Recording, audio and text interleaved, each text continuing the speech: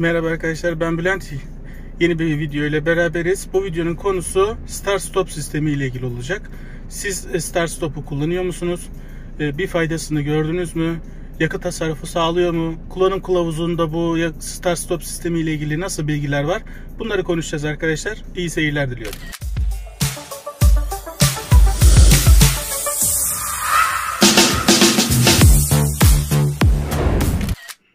Evet arkadaşlar, Stop Start sistemini kullanım kılavuzunda nasıl tarif etmiş? Şimdi onu okuyacağız. Bu 5. bölüm 39. sayfada arkadaşlar, kullanım kılavuzunun. Siz de bakabilirsiniz. Stop Start sistemi yolculuk sırasında gereksiz yakıt tüketimini, egzoz emisyonunu ve gürültüyü önlemek üzere tasarlanmıştır. Yani tasarlanma amacı neymiş arkadaşlar? Gereksiz yakıt tüketimi, egzoz emisyonu ve gürültüyü önlemek üzere tasarlanmış. Sembolün nerede olduğunu bize tarif ediyor. Asıl önemli olan kısımlar buralar. Şimdi oraları hızlı geçtim. Stop Start sistemi aşağıdaki durumlarda devreye girmez diyor arkadaşlar. Bakalım. Motor çalıştırıldıktan sonra araç hiç kullanılmadan rölantide çalışmaya devam ederse, motor soğutma suyu sıcaklığı düşük olduğunda, akü kapasitesi düşük ise, akü sıcaklığı düşük ve aşırı yüksek ise, araç hareket ederse, fren servosundaki vakum düştüğünde, motor çalışırken kaput açılınca, kaput açıkken motor çalıştırılırsa, sürücü emniyet kemerini bağlanmadığında, sürücü kapısı açıldığında, direksiyon hareket ettirildiğinde, Stop Start sistemi göstergesi yavaşça yanıp sönerse eğer yine devreye girmiyormuş. Gaz pedalına basılırken yine devreye girmiyormuş arkadaşlar. Vites kolu R konumuna getirildiğinde, fan devri düğmesi kapalı 0 konumunun dışında herhangi bir konumda ve hava akış yönlendirme düğmesi ön cam buğu giderme konumundayken, bu manuel klimalar için, ön cam buğu giderme düğmesi açık durumdayken, bu da otomatik klimalar için, Stop Start sistemi kapatma düğmesi açık konumuna getirildiğinde, elektrik destekli hidrolik direksiyon sistemi uyarı lambası, ABS fren uyarı lambası, ESP uyarı lambası yandığında, bakın bu da önemli. İşte ABS, ESP, hidrolik direksiyon uyarıları lambaları yanıyorsa eğer Stop Start devreye girmiyormuş. Gaz pedalına tam basılmazsa eğer, araç yokuşta durdurulduğunda, enerji tüketimi çok arttığında, araç 2000 metre ve daha yüksek rakımlara çıktığında, bu manuel viteslerde, araç 1500 metre ve daha yükseklere çıktığında da bu otomatik şanzımanlarda bu Stop Start sistemi zaten devreye girmiyormuş arkadaşlar. Stop Start sistemi devreye girmesi aşağıdaki durumlarda biraz gecikebilir. Eğer akü boşaldığında, dış ortam sıcaklığı düşük ise, akü değiştirildiğinde veya akü kablosu uzun süreli olarak söküldüğünde veya takıldığında Stop Start sisteminin devreye girmesi biraz gecikebiliyormuş. Devam edelim. Stop Start sistemi devredeyken fren pedalı bırakıldığında, elektronik şanzımanlar için veya debriyaj pedalına basıldığında manuel vitesler için aşağıdaki durumlarda motor çalışmayabilir diyor. Vites kolu park konumunda ise bu elektronik şanzımanlar için kaput açıldığında, sürücünün emniyet kemeri gevşemiş ve sürücünün kapısı açıksa, bu manuel vitesler için, vites kolu boşta değilse bu durumlarda da motor çalışmayabilir diye bize uyarıyor arkadaşlar. Yine not, devam edelim. Stop Start sistemi aşağıdaki koşullarda etkinken motor fren pedalından ayağınızı çekmeden, yani elektronik şanzımanlar için ya da debriyaj pedalına basmadan manuel vitesler için yeniden çalışacaktır diyor. Yani Stop Start yeniden nasıl çalışacak onu tarif edecek. Bakalım hangi durumlarda oluyormuş bu durum.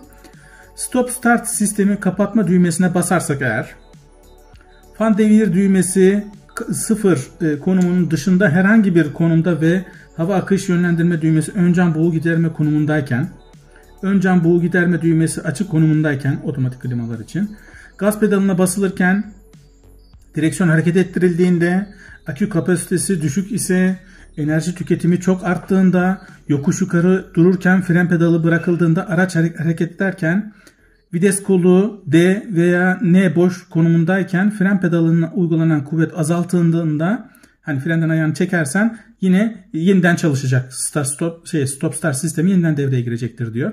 Vites kolu boş konumunda, L düşük. L düşük derken acaba bu şey mi? 4 çekerli olanlarda mı var? Bu bizde yok çünkü. D sürüş konumuna alındığında yine yeniden çalışacaktır. Fren pedalına birkaç kez basılması nedeniyle fren servo vakum yetersiz olduğunda yine çalışacaktır. Sürücü emniyet kemeri çıkarıldığında veya sürücü kapısı açık olduğunda yine çalışacaktır. Gelin bakın arkadaşlar. Işıklarda beklerken ve benzeri bu sistemi kullanın diyor. Araç uzun süre için durdurduğunda motoru da stop edin diyor. Bakın şunu ne diyor burada? Işıklarda beklerken, yani kırmızı ışıkta durdunuz ya da uzun bir süre durmanız gerekiyor. Bu durumda bu stop start sistemini kullanın diyor. Ama o araç uzun süre için durdurulduğunda motoru stop edin diyor. Şimdi keşke burada yani süresini de bize yazsaydı. İşte 1 dakika, 1,5 dakika, 2 dakika gibi böyle süreyi yazsaydı da biz de daha net bir bilgi edinseydik, ama burada böyle bir bilgi var. Yani neyse, onu daha sonra konuşalım. İlk önce şunları bir okuyalım. Stop start sistemi devredeyken kaput açıldığında motor normal çalışma halinde olacak ve uyarı sesi verecektir. Bu durumda motoru kontak anahtarını kullanarak çalıştırın diyor. Motor stop start sistemi ile durdurulduğunda kalorifer, klima ve nem alma fonksiyonları da durdurulur. Motorun durdurulup tekrar çalıştırılması esnasında klima sisteminin devre dışı kalmasını engellemek için stop start sistemini kapatma düğmesine basın diyor. Bir yolculuğun başlangıcında motor çalıştırıldığında yani stop start sistemi daima devreye girer. Koşullar uygunsa yolculuk sırasında motor otomatik olarak durdurulur ve yeniden çalıştırılır. Bir sonraki sayfaya geçtik. Bu sayfada stop start sisteminin nasıl tasarruf sağladığını, hani egzoz emisyonu sağlıyordu demişti ya başlangıçta. İşte ondan bahsediyor. Karbondioksit tasarrufundan falan bahsediyor. Bunu ekranda görebildiğimizden bahsediyor. Şurada önlemler kısmına bakalım. Bu önemli. Stop start sistemi ile ilgili sorun olduğunda aşağıdaki mesaj görüntülenir. Sistemi Nissan yetkili servisine giderek kontrol etmeniz önerilir diyor. Yani şurada ekranda sistem arızası, stop start sistem arızası yanıyorsa bunu enter düğmesine basarak temizleyebiliriz. Ama yanmaya devam ediyorsa, sürekli yanıp sönüyorsa, o zaman bir yetkili servise götürebiliriz. Ya da az önce okuduğumuz arıza durumlarından biri başımıza gelmiş olabilir diye düşünebiliriz. Şuraya bakalım. Burada stop start sistemin düğmesinin nerede olduğunu tarif ediyor bize. Buraları okumayacağım. Hızlı geçelim. Yine nasıl aktif edebiliriz? Nasıl pasif duruma getirebiliriz? Yani düğmeye basıp nasıl şey yapabiliriz? Devre dışı bırakabiliriz? Onu tarif ediyor. Ve en sonunda da çevresel faktörlerden bahsediyor. İşte bize bu sistemi kullanarak nasıl çevreye karbondioksit egzoz emisyonunu nasıl düşürdüğümüzü burada bize anlatıyor. Ve gördüğünüz gibi stop start sistemi kullanım kılavuzunda 6 sayfalık geniş bir yer ayrılmış. Bayağı önem veriliyor. Ama gerçekten de arabada yakıt tüketimi için bir faydası var mı? Ya da bu sistemi kullandığımız zaman arabaya bir zararı var mı? Bu hep bizim aklımızda bir soru işareti olarak duruyor arkadaşlar.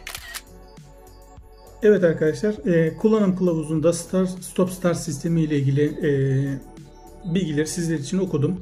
Hani burada ne zaman devreye girer, ne zaman devreye girmez, hangi şartlarda işte geç girer gibi şeyler kitapçıkta yazıyor. Bunları okudum sizler için. Peki biz ne yapacağız? Start stop'u kullanacağız mı, kullanmayacağız mı? Bir faydası var mı, yok mu? Bunların üzerinde biraz konuşalım. Şimdi benim için bu stop start sisteminin faydalı ya da olumlu diyebileceğim yönü şu. Bunu Eco modunda o videoda da söylemiştim. Şimdi bu sistem çalışıyorken, devredeyken araçtaki bazı sistemleri check ediyor. Yani arabanın işte ABS'sinde, ESP'sinde, hidrolik direksiyonunda, işte fren vakum sisteminde buralarda bir sıkıntı var mı yok mu? Akü bitti mi bitmedi mi? İşte bunları kontrol ediyor. Ve eğer bunlarda bir sıkıntı varsa bu sistem devreye girmiyor. Bu benim için önemli. Aynı şey Eco modunun içinde söylemiştik. Çalışan bazı sistemleri kontrol ediyor ve bu sayede bize bir uyarı veriyor. Ve o yüzden bu önemli. Benim için önemli. O zaman yani buradan şu sonuç çıkarıyorum ben. Tamamen kapatmak aslında çok da iyi bir şey değil. Çünkü ben bir ara şey yapmıştım. Çok kafama takılmıştı bu ikide bir dur kalk şeylerde, durumlarda stop start startın devreye girmesi arabaya zarar verir mi yok vermez mi diye. Hatta bir videoda da izlemiştim. Ön kaputta, hani ben de bunu videoda gösterdim size. Ön kaputta bir sensör var ya, onu yan yatırıyorsun. İşte kaput açık algıladığı için de stop start devreye girmiyor. Bu şekilde de kullandım. Servisi aradım. Dedim ki böyle bir işte sensörü ben yan yatırdım. Start stop'u devre dışı bıraktım. Bir zararı var mıdır diye. Servisteki görevliler bu sistem birçok sistemi kontrol ediyor. Dolayısıyla da böyle kullanman arabaya zarar verebilir. İstersen onu tekrar normale çevir demişti. Ben de ondan sonra çevirdim. Gerçekten de o da mantıklı geldi bana. Ondan sonra normale çevirdim. Ama arabaya bindiğimde direkt elim şeye gidiyor. Stop start düğmesine gidiyor. Oradan kapatıyorum. Özellikle kış mevsiminde onu hep kapalı kullandım. Yani stop start sistemini devreye sokmadım hiç. Ama havalar ısındı yaz mevsiminde, şimdi biraz daha kafam rahat gibi sanki. Bu arabadaki çalışan aksamları check ettiği için, kontrol ettiği için o yönüyle bir mantıklı geliyor. Ama yakıt tasarrufu sağlıyor mu? Bence bir yakıt tasarrufu sağlamıyor. Zararlı gaz salınımını azaltıyor. Evet, o yönüyle bir faydası da vardır. Bu da önemli bir şey aslında. O yönü vardır, doğru. Ama onun dışında işte çalışan aksama zarar veriyor mu? Ya işte aküyü erken bitiriyor.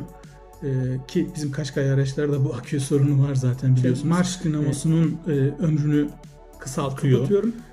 Yaz mevsiminde açık kullanıyorum açıkçası. Çünkü benim yaşadığım şehir Samsun'dayım ben. Bu çok sıkışık trafik, çok yoğun bir trafik olmuyor.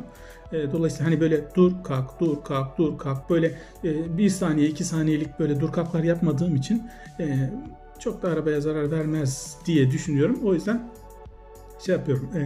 Yazın fazla şey yapmıyorum, kapatmıyorum, kullanıyorum yani. Şimdi bu stop start sistemi ile ilgili iki farklı görüş var. Birisi diyor ki ya mühendisler senin için, sizin için endişe etmenize gerek yok. Zaten her şeyi düşündüler. Bu arabaya bu stop start sistemine uygun bir akü, işte ona uygun bir şarj dinamosu, marş dinamosu, ne bileyim değişik motor parçalarını eklediler. Bu sistemle uyumlu çalışabilecek şekilde yaptılar zaten diyor. Yani senin endişe etmene gerek yok. Gönül rahatlığıyla bunu kullanabilirsin diyor. Bir görüş bu şekilde. Ama özellikle ustalar da şöyle diyor. Hiçbir faydası yok. Tamamen çevreye ülkelerin bir politikası, çevre politikası ve bu egzoz emisyon değerlerini düşürmek için üretilmiş hilelerden biri. Dolayısıyla arabaya bir faydası yok. Yakıt tasarrufu da çok abartılı bir yakıt tasarrufu sağlamıyor. Hatta aküye, işte çeşitli marş dinamosuna filan bu tür aksamları da zarar demeyelim de ömrünü kısaltıyor. Yani öyle söyleyeyim. İzmir gibi, Bursa gibi, ne bileyim Ankara gibi böyle büyük yoğun trafik olan yerlerde dur kalk sürekli 1 saniye 2 saniye dur kalk yaptığımız yerlerde kapatmak sanki daha mantıklı olabilir. Ama benim gibi çok yoğun olmayan trafik kullanıyorsanız aracınızı çok fazla bir zararı olmaz diye düşünüyorum. Bu stop start sistemi ile ilgili konulardan biri de şeydi. Mesela uzun bir yoldasınız. İşte şehir içine girdik.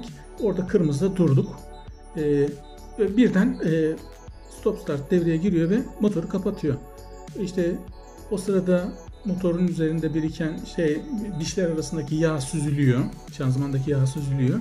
Sonra ışık yeşile dönüyor. Sen harekete başlıyorsun. İşte o sırada hemen harekete geçtiğin anda tam yağlanma olmadan harekete geçmek acaba motora zarar verir mi diye hep benim aklımdaki soru işareti buydu. Dolayısıyla da turboya bir zararı olur mu diye hep benim aklımda, kafama takılan konu buydu. Bunu sordum işte ustaya, arkadaşlara. Onlar şöyle diyor. Sen yani kırmızı ışıkta duracaksın ya, birden durmuyorsun ki, zaten yavaş yavaş duruyorsun. Dolayısıyla da turbo işte devre dışı kalıyor. Kendini soğutuyor, yeterince soğutuyor. Soğutmasa bile bu sistem o sıcaklığı algıladığı için otomatik olarak kendi beynindeki yazılımdan dolayı onu yapıyor. Devreye girmiyor zaten diyor. O yüzden kafan rahat olabilir diyorlar. Ben de yapıyorum. Ne yapıyorum? Uzun yoldaysam stop start'ı kapatıyorum. Kendim kontrol ediyorum. Bu şekilde kullanmaya çalışıyorum arkadaşlar. Yorumlar kısmına nasıl kullandığınızı yazarsanız, bu konuyla ilgili görüşlerinizi yazarsanız Karşılıklı da bilgi alışverişinde de bulunmuş oluruz. İzlediğiniz için teşekkür ederim. Kanalıma abone olursanız sevinirim. İyi günler, teşekkürler.